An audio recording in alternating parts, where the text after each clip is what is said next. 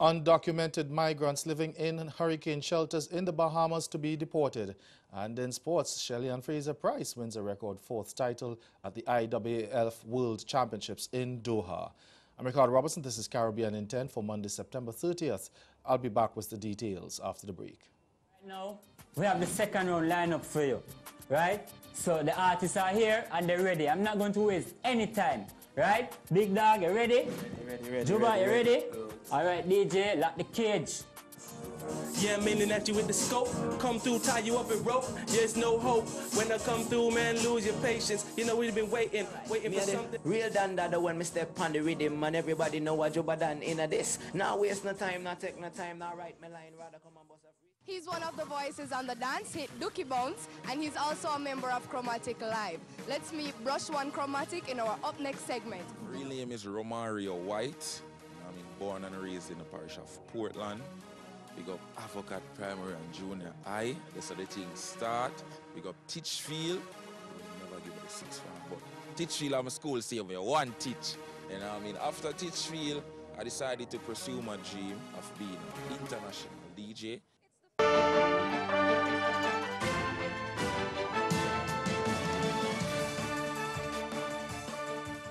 The Bahamas government says it will deport undocumented migrants who are living in shelters since the passage of Hurricane Dorian. Immigration Minister Ellsworth Johnson says the shelters will not be used to circumvent the law. He said the Immigration Act is in full effect and will be enforced. He told the Nassau Guardian newspaper, quote, "If you're in a shelter and you're undocumented and you're not here in the right way, you're still subject to deportation and the enforcement of the immigration laws," end quote.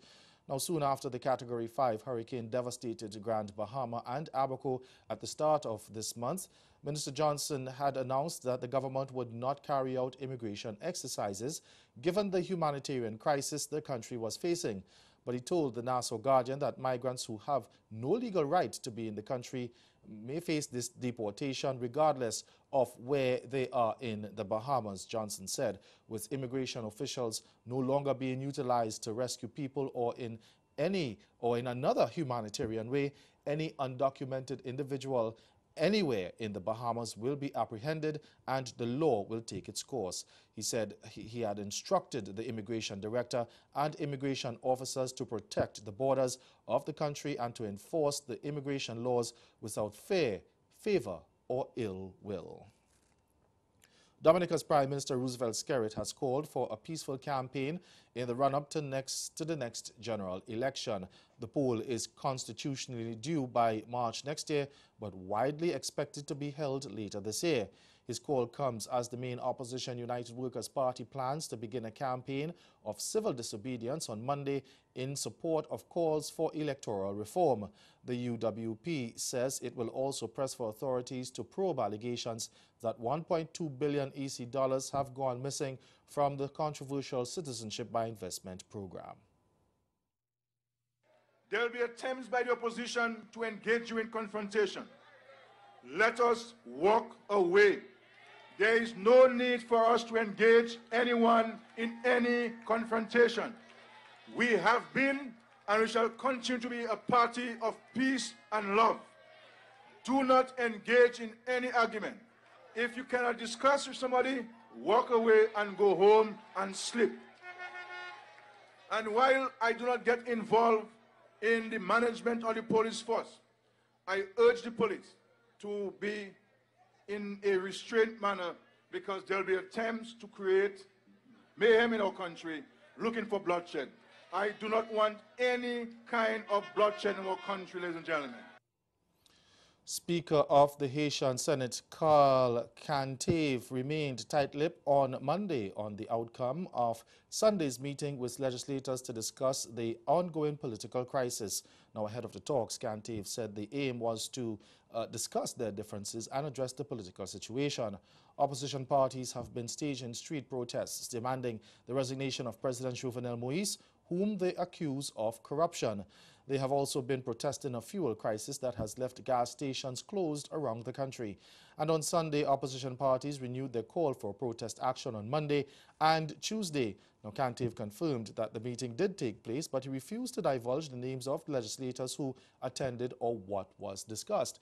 He told reporters that interesting and fruitful perspective of the exit of the crisis are envisaged. They will urgently be amplified and enhanced in border meetings with more senators and with other sectors of the national life.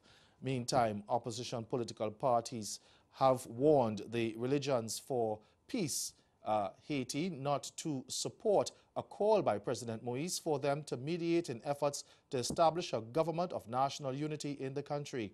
Opposition spokesman Skylar Louidor, who is a member of the Famini Lavas party, said they would not like the group to be added to the list of people who have no credibility in the country. He insisted they will not dialogue with Jovenel Moise and give no mandate to Religious for Peace. Last week, Moise, in a Twitter message, said he had requested the interfaith group to act as a facilitator to ensure efforts at a government of national unity receive the support of the other stakeholders. Stay with us. Your Midday Sport is next.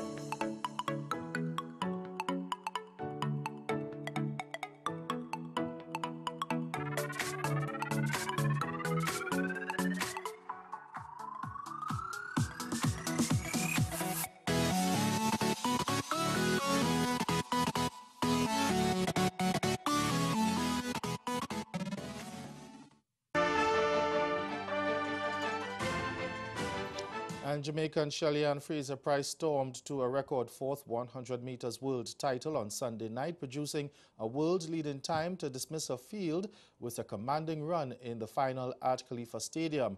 Now, running out of lane 6, the 32-year-old darted from the blocks to quickly assert her dominance and was already leading after 40 meters, with the field struggling to keep a pace. England's Dinah Asher-Smith came with a flying late run from lane 7, but it was not enough to stop Fraser-Pryce, who crossed the line first in 10.71 seconds and celebrated by punching the air. It's a clean start. There's a roar from the crowd. Shelly-Ann Fraser-Pryce gets a good start. Dinah Asher-Smith going well. Fraser-Pryce is going to get there. What a performance. Fraser-Pryce, and it's silver for Dinah Asher-Smith. Another gold.